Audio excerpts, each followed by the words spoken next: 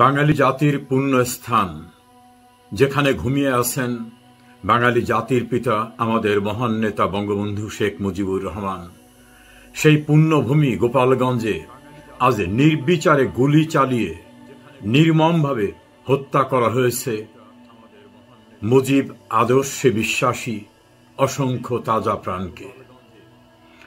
শেষ রক্ষা কি এতে হবে? শেষ রক্ষা হবে না। ইউনূসের তল্পি বাহকদের দেখলাম পুলিশ হেডকোয়ার্টারে অথবা কোনো গুরুত্বপূর্ণ জায়গায় বসে গোপালগঞ্জের পরিস্থিতি তথ্য প্রযুক্তির সাহায্যে দেখছেন, এবং কোন কোন জায়গায় আসছে ডাইরেক্ট গুলি করার নির্দেশ। কয়েকটি সামাজিক যোগাযোগ মাধ্যম ও টেলিভিশনে দেখা যাচ্ছে সশস্ত্র বাহিনীর সদস্যদেরকে ডাইরেক্ট গুলি করার আদেশ আসছে, তারপরেই নির্বিচারে গুলি। এবং শুধু গুলি করা নয়, ৭১-এর ভয়াল চিত্র ফুটে উঠেছে। সেনা সদস্যের বুটের নিচে বঙ্গবন্ধুর পুণ্যভূমির প্রতিবাদকারী মানুষরা গলার উপরে বুট দিয়ে পা দিয়ে চেপে ধরে রেখেছে। এত নৃশংস, এত বর্বরচিত দৃশ্য আমরা ৭১ সালে দেখেছিলাম। ২০২৫ সালের ১৬ জুলাই সেই একই দৃশ্যের অবতারণা হল। এর সঙ্গে যারা জড়িত সেনাপ্রধান, তাদের বিরুদ্ধে ব্যবস্থা নিন। এটা সম্পূর্ণরূপে বেআইনি, এটা বর্বরতা, এটা গণহত্যা, এটা মানবতার পরিপন্থী কর্মকাণ্ড। এর থেকে পরিত্রাণ কেউই পাবেন না। ঢাকায় বসে আদেশ দেন আর গোপালগঞ্জে বসে আদেশ দেন, যারা যেখান থেকে গুলি করেন আর আদেশ দেন, প্রত্যেকেই কিন্তু মানবতা বিরোধী গণহত্যার দায়ে আজ অভিযুক্ত হলেন। আমি আশা করব এদের বিরুদ্ধে ব্যবস্থা নেওয়ার। ইউনূস যে কোনো সময় পালিয়ে যেতে পারে।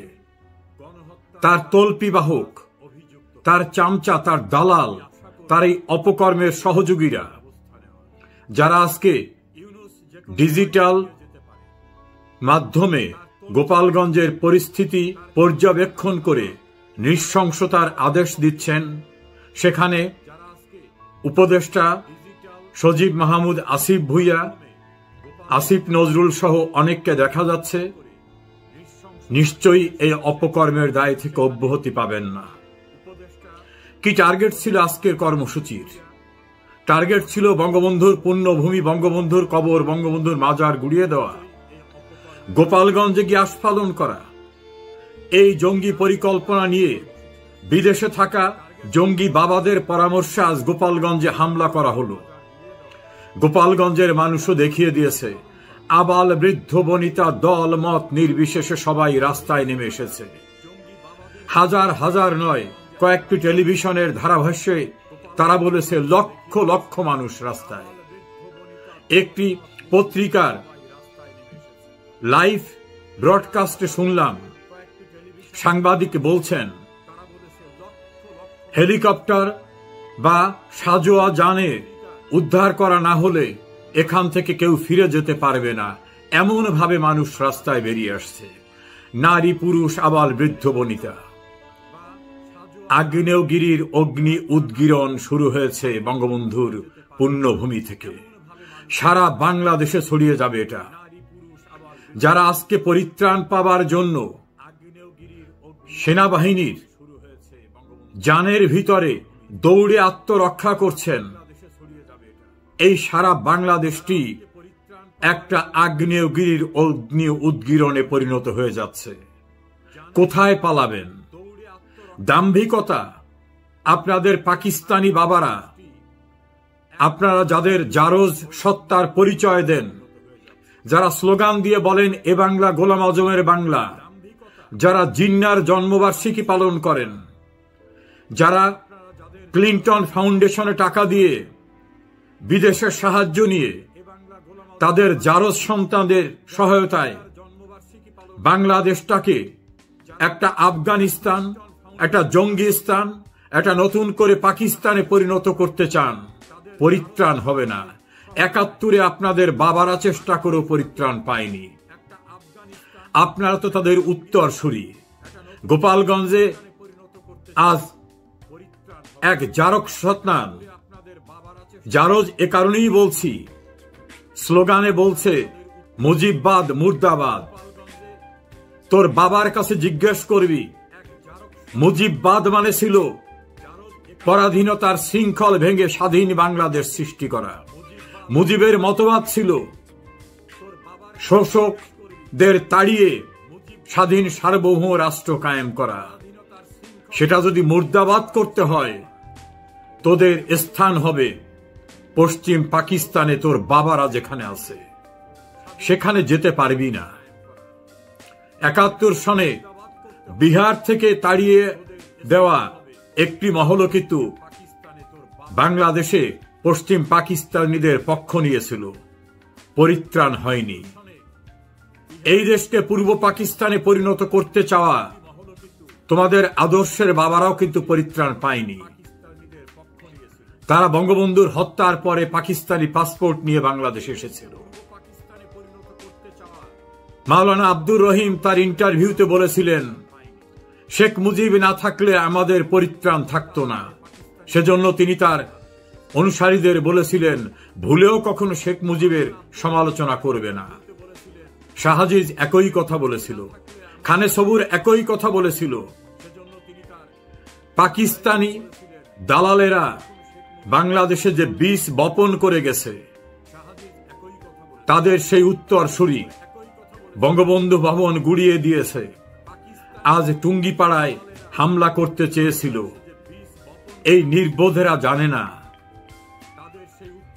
জীবিত শেখ মুজিবের চেয়ে মৃত শেখ মুজিব কোনো অংশে কম শক্তিশালী না।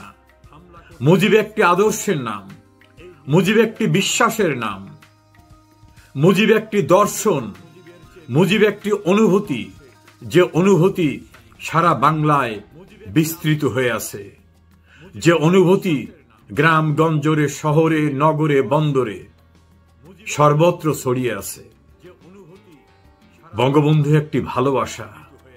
বঙ্গবন্ধু না থাকলেও তার আদর্শ আছে, তার উত্তরসূরি, তার আদর্শের উত্তরসূরি, তার রক্তের উত্তরসূরি শেখ হাসিনা, শেখ রেহানা রয়েছে।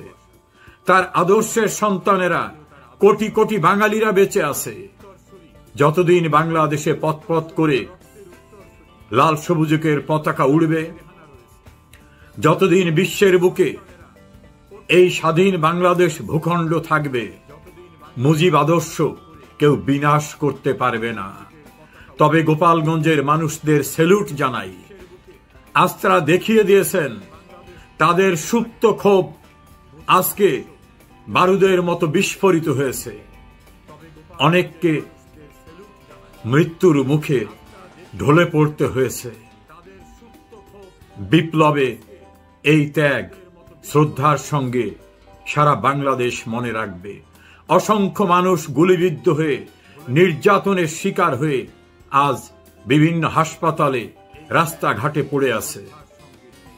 আপনাদের শক্তি, আপনাদের ভালোবাসা, আপনাদের রক্তই আগ্নেয়গিরির সুপ্ত লাভা বিস্ফোরিত হয়ে উঠেছে। তোদের রক্ষা হবে না, তোদের পরিত্রাণ হবে না। গোপালগঞ্জে আমাদের 24 বছরের দখল করে থাকা হায়নাদার বাহিনীকে তাড়াতে প্রেরণা জুগিয়েছিল। সেই গোপালগঞ্জ থেকে আজ শুরু হলো নতুন অধ্যায়ের।